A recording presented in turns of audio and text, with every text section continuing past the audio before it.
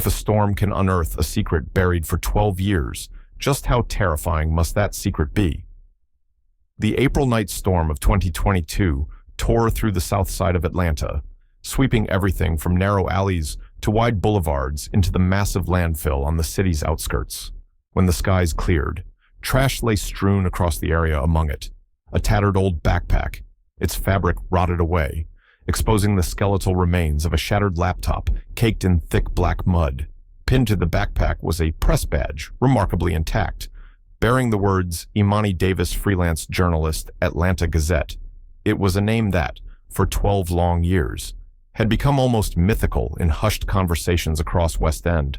A name once shouted desperately by family, friends, and Atlanta's black community, until the silence grew so heavy they were forced to accept it.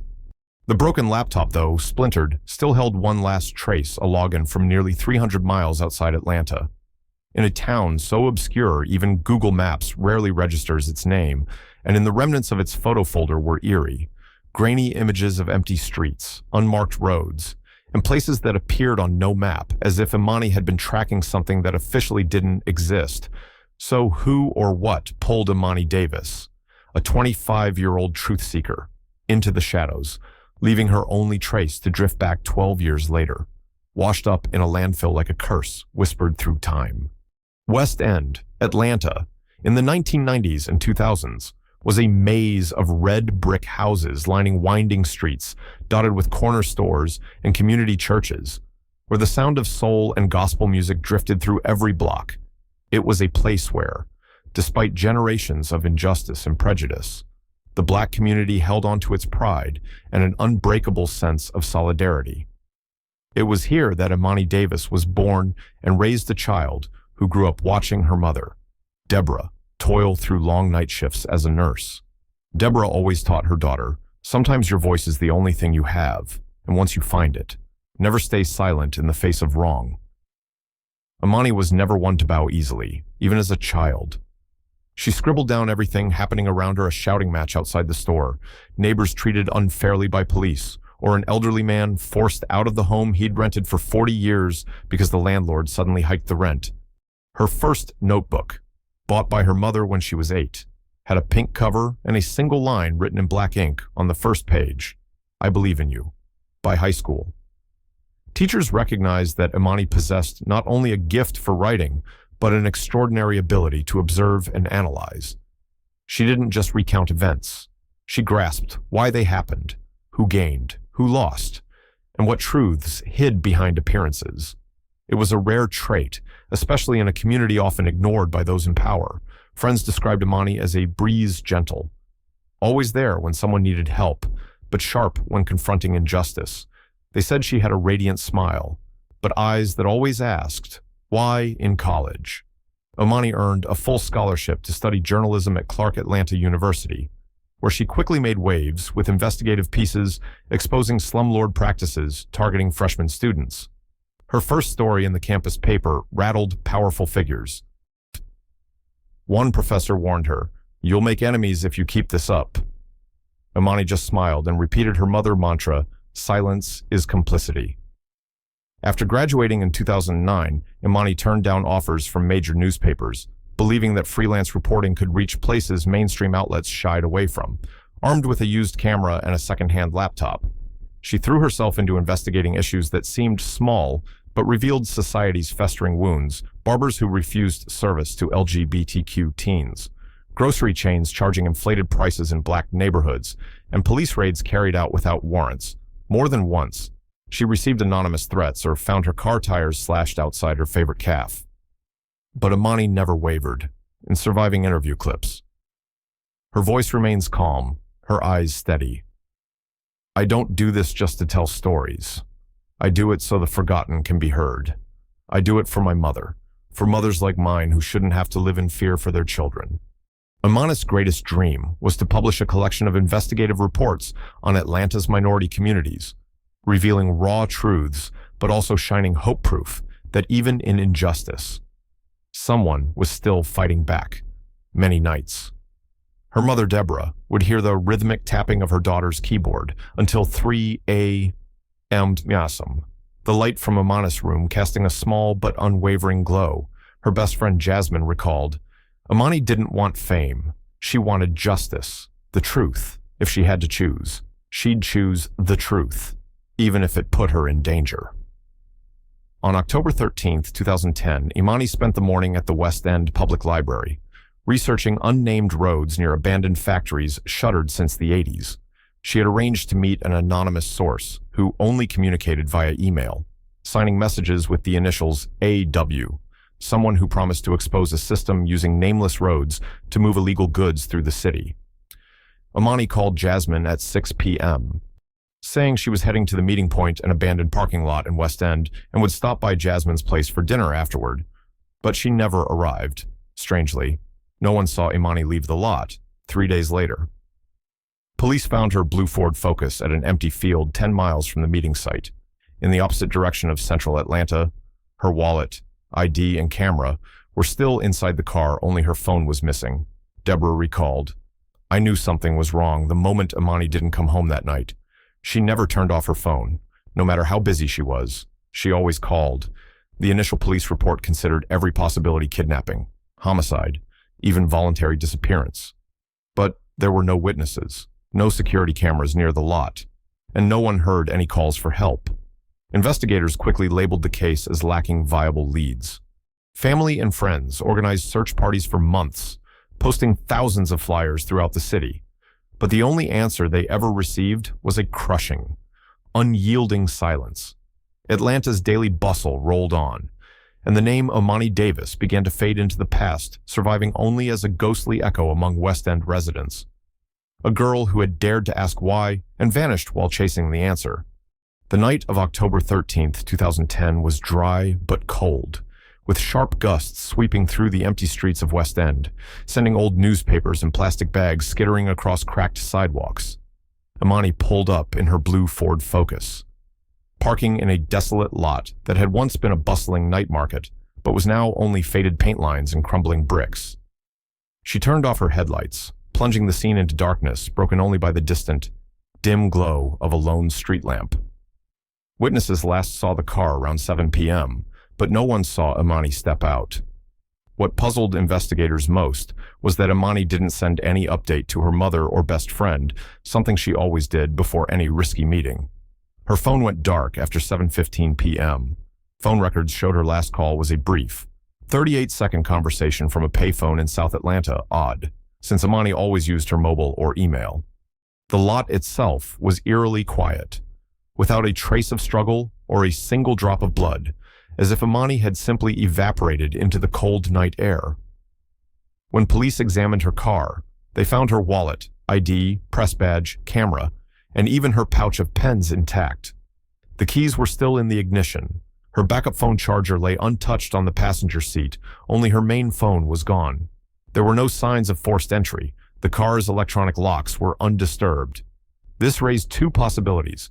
Either Imani opened the door to someone she trusted, or someone highly skilled acted swiftly and left no trace. But if it was a robbery, why leave behind everything valuable? And if she left willingly, why not take her spare phone? Something she never went anywhere without. The deeper police dug, the more they hit dead ends. Residents nearby all insisted they hadn't heard anything strange or seen anyone hurriedly leave the lot.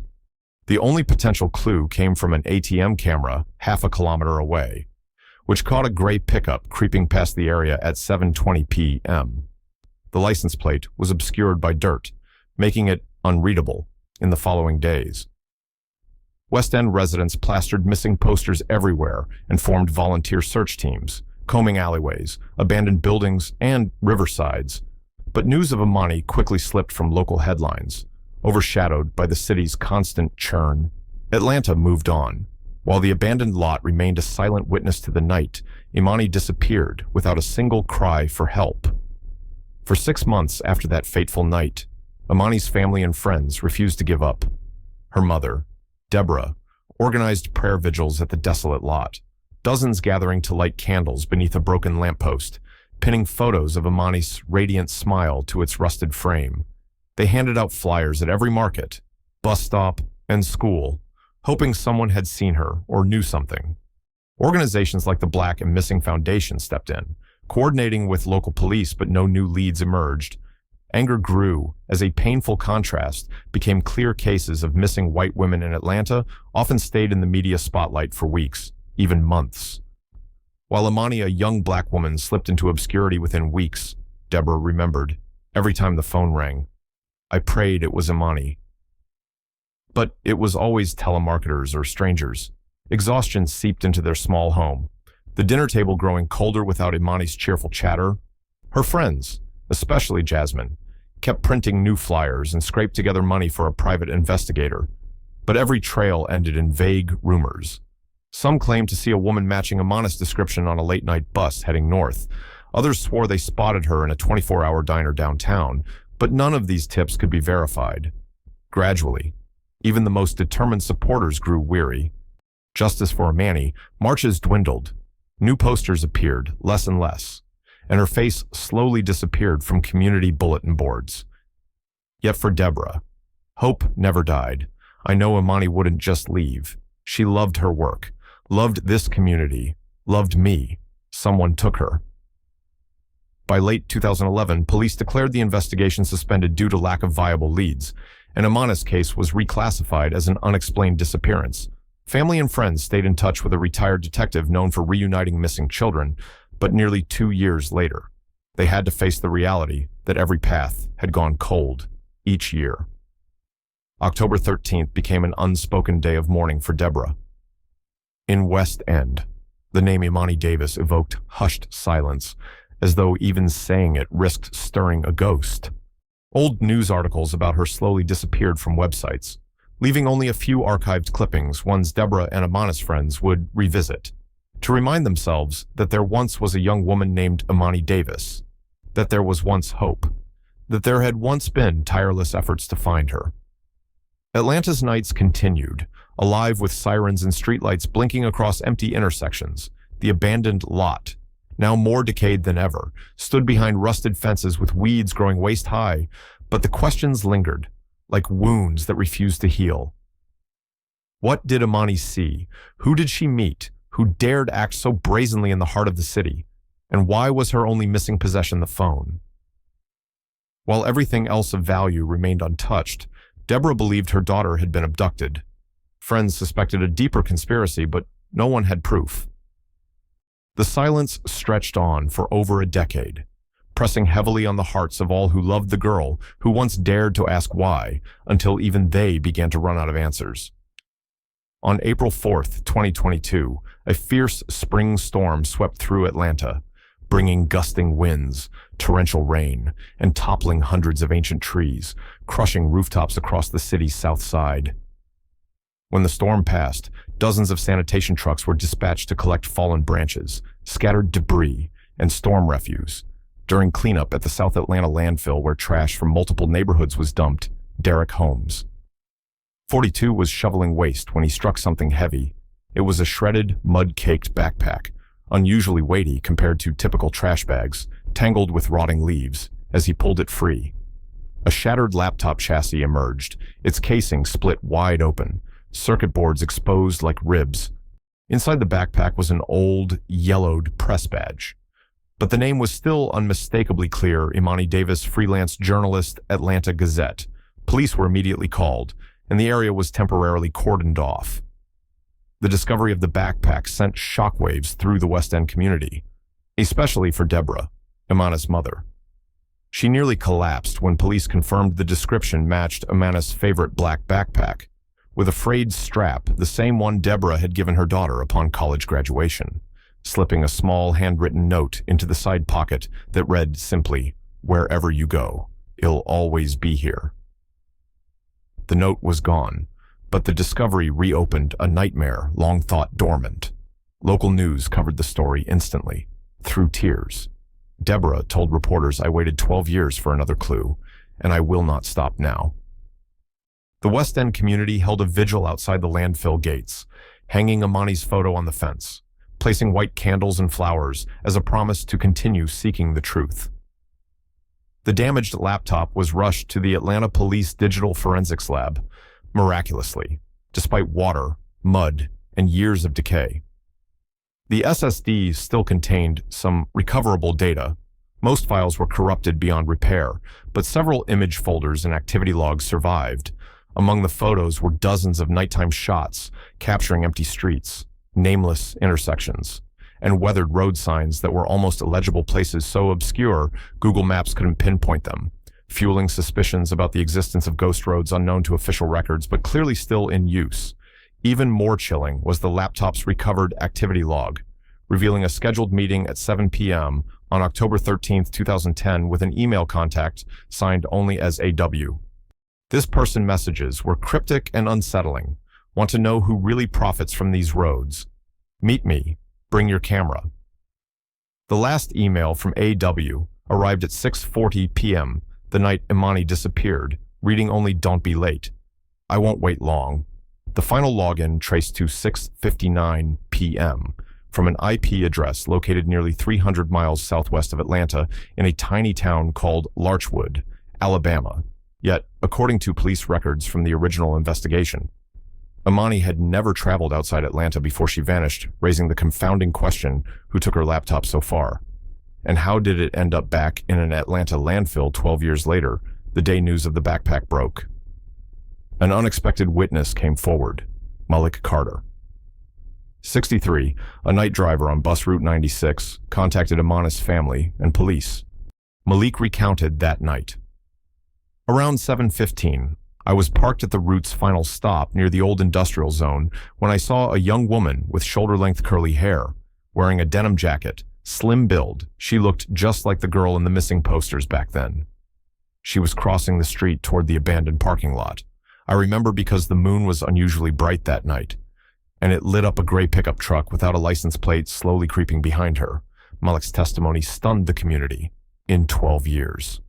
No one had definitively claimed to see Imani that night. Asked why he kept silent, he admitted, "I was afraid back then. There were rumors that her disappearance was tied to gangs moving contraband through the area. I was just a bus driver. I didn't want trouble, but hearing about the backpack, I knew I couldn't stay quiet anymore." Police immediately began combing registration records for gray pickups in the area, but without a license plate. They hit a dead end. The only nearby ATM camera footage showed the same pickup briefly, but the image was too grainy for details. The reappearance of Imani's backpack, coupled with the chilling emails from AW, the mysterious truck, photos of untraceable roads, and the laptop's journey to Larchwood, wove an increasingly tangled web. Had Imani stumbled upon a criminal network exploiting these uncharted ghost roads for illicit transport, or were the coincidences misleading, and if she had uncovered something dangerous? Who silenced her so completely and why? After 12 years, had her only trace resurfaced like a message from the grave when digital forensics experts extracted old emails from Imani's laptop? They uncovered a chilling chain of exchanges with someone signing their messages as AW. The conversation had begun 2 weeks before Imani vanished.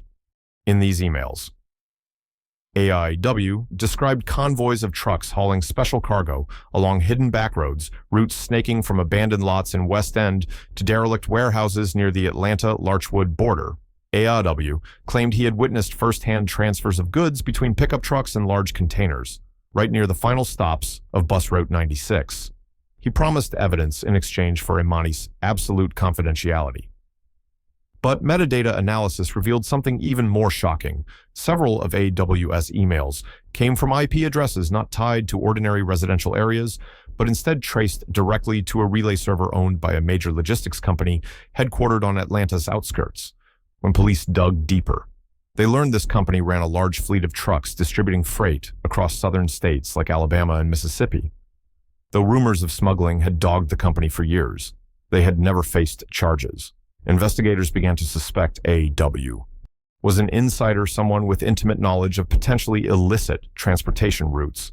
In the final exchanges before Imani's disappearance, AW's tone shifted dramatically. His last email, just minutes before Imani's phone went silent, was terse and frantic. "They've found me. Meet tonight or never look for me again." This raised a terrifying question. Was AW also a victim silenced for what he knew, or had he led Imani into a trap? if A.W. was killed, who erased his trail and hid the laptop for 12 long years. Meanwhile, location data embedded in Imani's photos taken before the night she vanished showed nearly half were snapped along old roads skirting the South River remnants of Atlanta's light industrial past, now unmaintained, with missing or illegible signs and no precise mapping on Google. These details eerily matched A.W.'s descriptions of ghost roads, routes perfect for smuggling that skirted official checkpoints. In Larchwood, Alabama, where Imani's laptop last connected online, local police confirmed the area's reputation as a clandestine hub for distributing illegal shipments over the past decade. Multiple drug and contraband busts had occurred nearby, but the masterminds behind these smuggling lines remained shadows. The laptop's presence in Larchwood suggested it had traveled along the very pipeline Imani may have uncovered, possibly stashed among shipments, until it inexplicably surfaced back in Atlanta with storm debris. A criminal expert weighed in. If there's really a smuggling network, it's operating with extraordinary secrecy. The laptop's survival is a rare breach in their armor. The real question is, why hasn't anyone tried to retrieve it all these years, as if on cue? Police received a troubling report just days before the storm. Landfill workers noticed a suspicious man prowling the garbage heaps, searching for something. When approached, he fled immediately. Witnesses described him as wearing a gray jacket, a black baseball cap, and bearing a long scar across his left cheek, but no one could identify him. The timing and his apparent desperation to find something among the trash aligned perfectly with the laptop's rediscovery. Police wondered, had someone been hunting this laptop, knowing it held dangerous secrets in a stunning breakthrough. Investigators combing employment records for the logistics company linked to A.W.'s emails found an ex-warehouse supervisor named Andre Watkins, who resigned abruptly in 2011 after a mysterious workplace accident and then vanished entirely. His initials, A.W., matched the sender of the emails to Imani. When police checked Andres' last listed address, they found an abandoned apartment, dust-covered furniture, and stacks of unpaid bills dating back to 2011. Neighbors recalled he'd disappeared overnight, with rumors of him fleeing town under crushing debts, but no one had seen him since, with A.W. now confirmed as a missing person. Imani's case was no longer just an unexplained disappearance. It was intertwined with a potential insider who vanished at the same time. Hints of secret ghost roads for illegal cargo, and powerful players who might go to any lengths to keep these operations hidden. The testimony from bus driver Malik, the ominous nighttime photos, the cryptic emails, the laptop's journey to Larchwood, and the disappearance of Andre Watkins painted a bleak, tangled portrait, but for the first time in 12 years. There was a chance to unravel the truth behind Imani's disappearance, and, crucially, a reason to fear that someone was still out there, willing to do whatever it took to keep that truth buried. When news of Andre Watkins' identity and the data from Imani's recovered laptop broke, local media and social networks erupted. Posts bearing the hashtag #Justice for Imani spread like wildfire, not just across Atlanta, but throughout Georgia. Images of Imani, her confident smile radiant in old photos, flooded nightly news segments and sparked conversations in coffee shops, city council meetings, and community gatherings in many of those photos. Imani stood beside tenants facing eviction, her hand resting on their shoulders as if to say, "I'm here with you." For the West End community, weary from years of heartbreak, it was as if a new spark of hope had been lit. The case wasn't closed, and Imani hadn't been forgotten.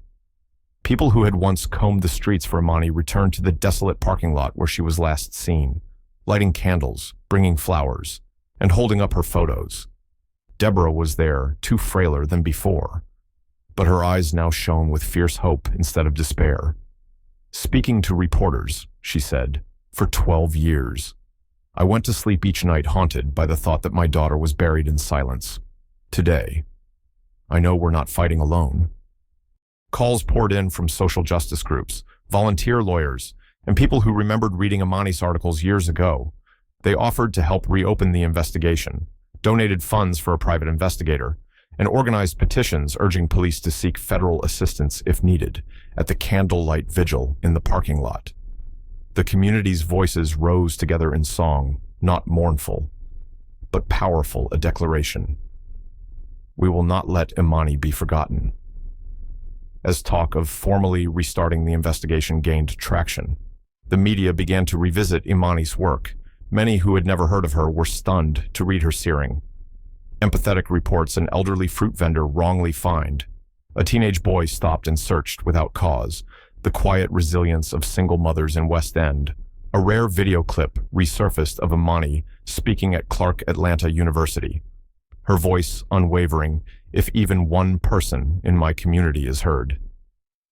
Then my work isn't in vain. For the first time, Jasmine Imani's best friend appeared on live television, recounting their final days together.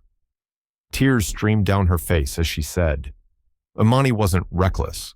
She just refused to accept lies. I believe she uncovered something so big that someone decided to silence her. Former teachers shared memories of a student who always asked why whenever someone said, "That's just the way things are." Imani's unwillingness to accept injustice, no matter how long it had existed, had once set her apart. Pride returned to West End as stories of Imani's courage circulated, a reminder that bravery still lived among them. Her example inspired young people in the neighborhood, showing that, even in harsh circumstances, one voice could bring hope and shake an entire city. Yet, despite the flood of new attention, the investigation faced obstacles. An Atlanta Police Department spokesperson stated they were willing to cooperate within the scope of our authority, but stressed there was no direct evidence of a crime. Community attorneys noted the language suggested reluctance to fully reopen the case, perhaps out of fear of implicating powerful figures long rumored to control local logistics networks. Meanwhile, the gravity of the renewed investigation became chillingly clear. Deborah found an anonymous letter slipped through her mail slot, a blank sheet with a single handwritten line, "Stop before it's too late." Her hands trembled, but she immediately called Jasmine and her lawyer, refusing to bow to intimidation. Facing the cameras that evening, she declared Imani gave her youth to defend the powerless. I will not let any threat bury her name again. Every day since. Deborah has returned to the deserted parking lot, sitting for hours watching cars pass, convinced that somewhere, in the damp streets and dark intersections, Imani's footsteps linger. Imani's story has become a powerful symbol for the community, a reminder that when a young Black woman disappears, it cannot be treated as just another fleeting headline. It is a collective wound demanding truth, and a call to ensure that no community accepts silence when one of its own is lost. Because a community that does not speak for the forgotten is a community most vulnerable to being forgotten itself. As night fell over Atlanta, the abandoned parking lot remained eerily still amid the city's restless hum. Hundreds of candles glowed across the cracked pavement, like a constellation of tiny stars, each flame carrying the hope that justice would one day prevail.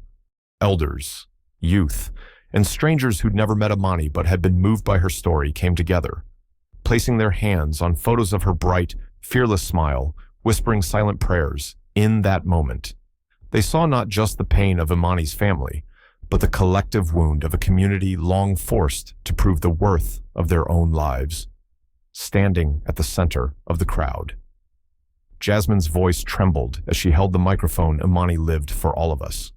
She dared to ask questions when everyone else chose silence. Now we must ask, who made her disappear, who is being protected, and if we stay silent today, who will be next? Those questions echoed far beyond the lot, spreading across social media, community group chats, and even local radio shows. Viewers called TV stations, emailed the police, demanding the case be reopened.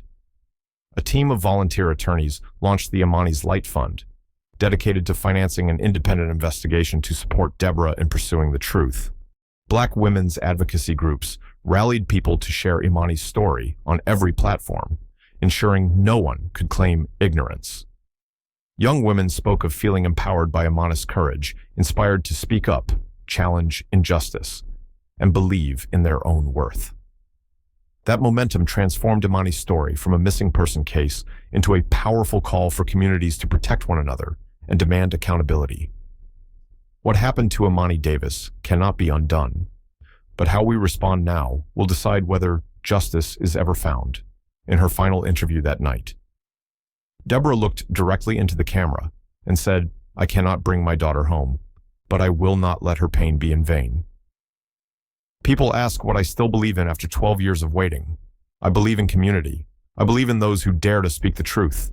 This isn't just a story about a missing young woman. It's a reminder that Black lives must never be treated as disposable, that every victim deserves to be sought, remembered, and fought for. If you're watching this video, please don't just turn off your screen and share Imani Davis' story. And more importantly, tell us what story you think needs to be told next. Comment below with the name of a missing person, mysterious case, or injustice you believe deserves to be brought to light. Your comments don't just help us choose the topic for our next video. They are a way for you to ensure these stories live on, are heard, and will never again be buried in silence.